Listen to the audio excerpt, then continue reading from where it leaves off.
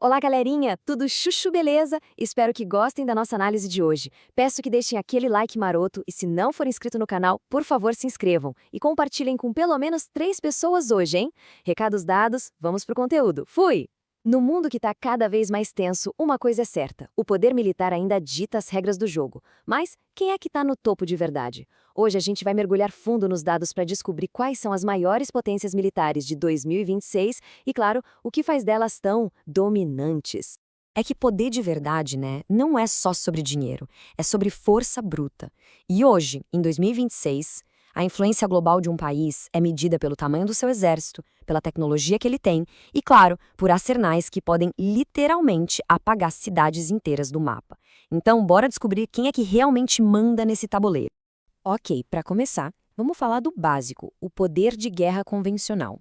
E para medir isso, existe uma coisa chamada Power Index. Pensa nele como uma nota geral que um país recebe. E para calcular essa nota, eles olham mais de 60 fatores diferentes. É sério, entra tudo na conta.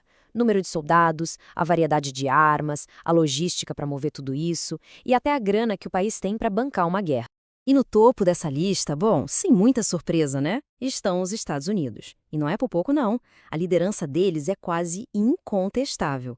E se baseia em 2 pilares que, por enquanto, ninguém consegue nem chegar perto. Uma grana quase infinita e uma tecnologia que está assim, ó, anos-luz à frente. Olha só esse orçamento de defesa. A gente está falando de quase US$ 1 trilhão. É, 1 trilhão. E é com essa grana toda que eles bancam a sua maior vantagem, a capacidade de levar a guerra para qualquer lugar do mundo, a qualquer hora. E a ferramenta número 1 para fazer isso? Com certeza são os seus incomparáveis porta-aviões. Guarda esse número, 11. São 11 super porta-aviões. Pensa neles como cidades flutuantes, bases aéreas móveis que podem chegar em qualquer canto do planeta em questão de dias. E o mais impressionante, 11 é mais do que todos os outros países do mundo juntos. Beleza, agora vamos para o segundo lugar. E aqui a gente encontra um gigante. Um gigante com um poder de fogo em terra que é simplesmente incomparável. A Rússia.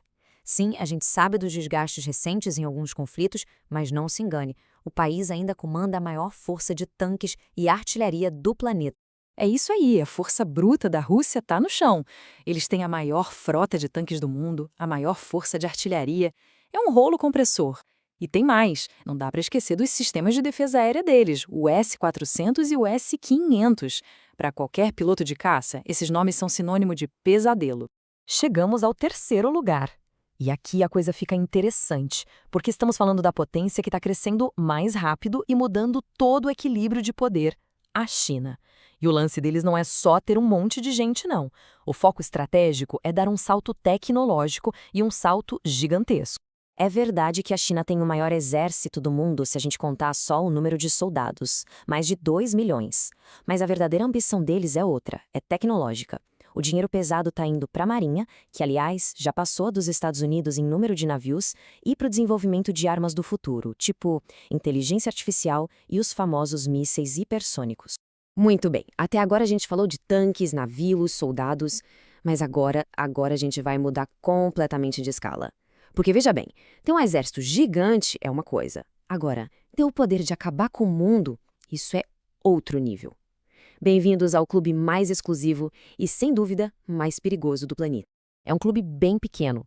Apenas 9 países no mundo todo fazem parte dele. 9 nações que têm o tal do botão vermelho. Uma capacidade que simplesmente joga em outra liga muito, mas muito acima do poder militar convencional. E quando a gente olha os números desse clube, a realidade é impressionante. Dá uma olhada nesse gráfico. Sozinhos, Rússia e Estados Unidos têm quase 90% de todas as armas nucleares do planeta. É isso mesmo, 90%. É um domínio absoluto que garante aquela velha história da destruição mútua assegurada. Só que tem um novo jogador querendo entrar para valer nessa disputa. E esse é o grande alerta de 2026, a China. Eles estão construindo centenas de novos silos para mísseis nucleares. O objetivo é bem claro, chegar no mesmo nível dos Estados Unidos e da Rússia, o que, claro, mudaria completamente o equilíbrio de poder no mundo. Ok, então a gente tem o poder convencional e o poder nuclear. Mas será que é só isso que importa? Será que tanques e ogivas ainda decidem tudo? A resposta é: Não mais. A tecnologia está reescrevendo as regras da guerra. E aquelas velhas formas de medir poder, bom, elas estão ficando um pouco ultrapassadas. Essa comparação aqui mostra bem essa virada de chave. O poder está deixando de ser sobre exércitos com milhares de soldados e passando a ser sobre enxames de drones. Está saindo dos mísseis convencionais e indo para a inteligência artificial que coordena ataques em segundos. E, claro, está saindo das tropas no terreno para guerra no espaço cibernético. E o mais interessante é que isso abre espaço para que novos países entrem no jogo. Pega a Turquia e o Irã, por exemplo.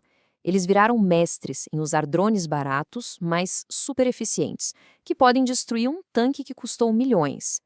E no mundo digital, um ataque cibernético bem feito pode apagar as luzes de uma nação inteira. A guerra do futuro pode sim ser vencida sem um único tiro. Então, juntando tudo isso, o que a gente tem? Um cenário global que é, para dizer o mínimo, complicado e instável. De um lado, você tem os velhos titãs com seus exércitos e arsenais gigantescos, e do outro, você tem essas novas potências e novas armas desafiando a ordem que a gente conhecia. O resumo da ópera em 2026 é exatamente essa tensão. É uma briga entre as potências tradicionais, tentando manter as coisas como estão, e as nações emergentes chegando com tudo, armadas com tecnologia de ponta e, em alguns casos, até com armas nucleares para bagunçar o coreto. Isso tudo nos leva à pergunta final, a que realmente importa. Com a corrida armamentista acontecendo em 3 frentes ao mesmo tempo, convencional, nuclear e tecnológica, a questão não é mais se este equilíbrio frágil vai se romper. A questão é quando. E o que vem depois?